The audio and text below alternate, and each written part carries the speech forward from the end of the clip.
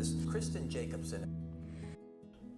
You might be doing everything right, listening to health and wellness podcasts, exercising consistently, even talk therapy, and yet you still feel anxious, tense, or empty. Want to know why?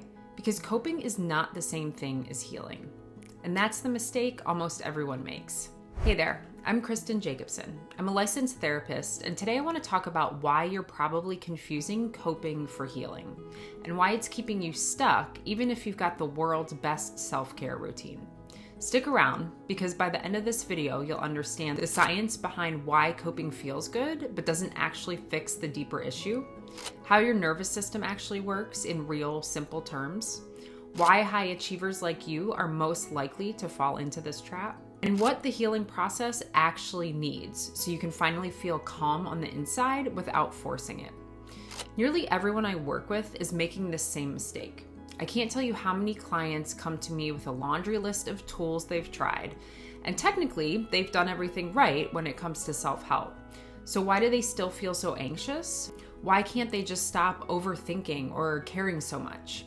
They think they've done the hard work. They think that by acquiring information and learning coping skills, that equates to healing.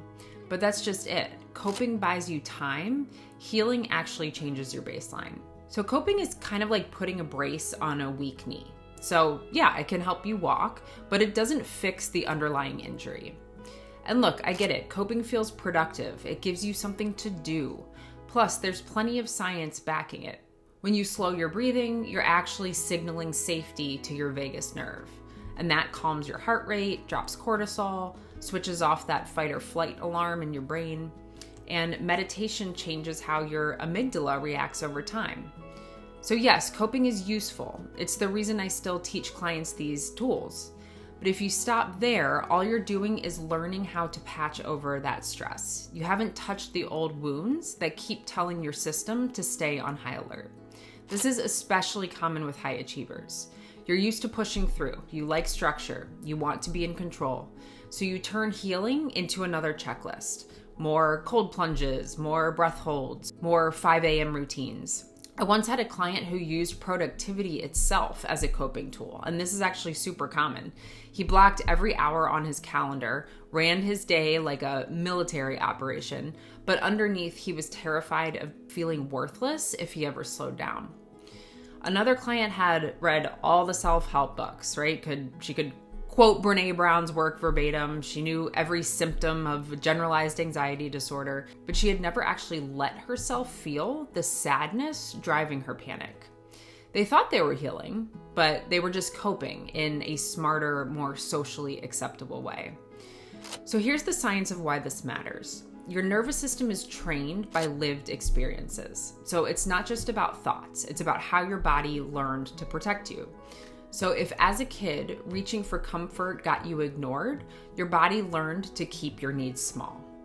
And if trying to speak up meant feeling shame, then your body learned to stay silent, even now.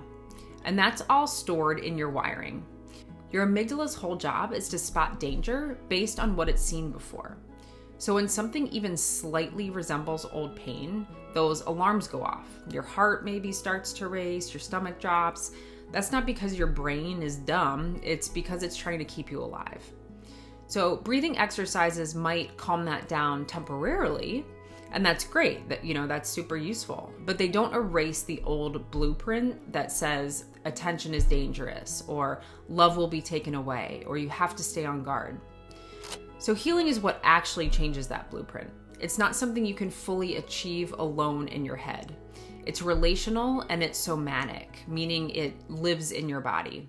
So why relational? Because your nervous system got hurt in relationships. That means it often takes safe, supportive relationships to teach it a new story. And why somatic? Because trauma isn't just stored in thoughts. It's in tight shoulders, clenched jaws, shallow breathing. Do you ever notice your body reacts before your mind even figures out why? That's old protection. So true healing lets your body finally finish what it couldn't before. And it can be messy, it can be awkward, but it's really what rewires your system for good. So here's another reason people stay stuck. They confuse avoiding emotions with regulating them. So they'll feel anxiety bubbling up and they might start stress cleaning, or sadness comes in, so they immediately distract themselves to try to chase it away.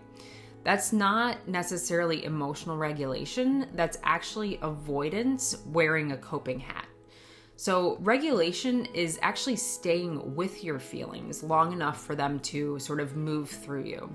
And avoidance is pushing them down and hoping they disappear. But the reality is, this typically makes them come on stronger. So both of these approaches might look similar from the outside. You don't have a meltdown either way, but inside one clears the storm, whereas the other stores it up for later. So most people settle for coping because it's all they've ever known. They string together coping skills just to kind of make it through each day. But healing is what actually changes your baseline. It's what lets your body stop bracing for the next bad thing. Imagine not needing breath work every hour just to stay functional. Imagine your shoulders not constantly sitting up by your ears. Imagine feeling truly okay without forcing it. That's what real healing looks like.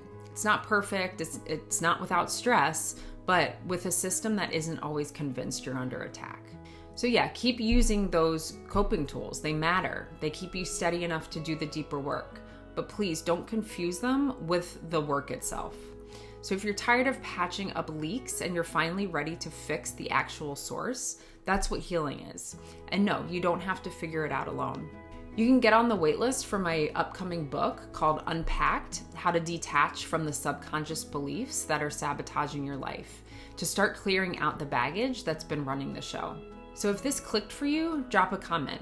Tell me if you've been stuck in this coping cycle, or share what old belief still keeps your body on high alert. Hit like or subscribe, and I'll see you next time, where we'll dig even deeper into how to stop living from your past and start finally feeling free.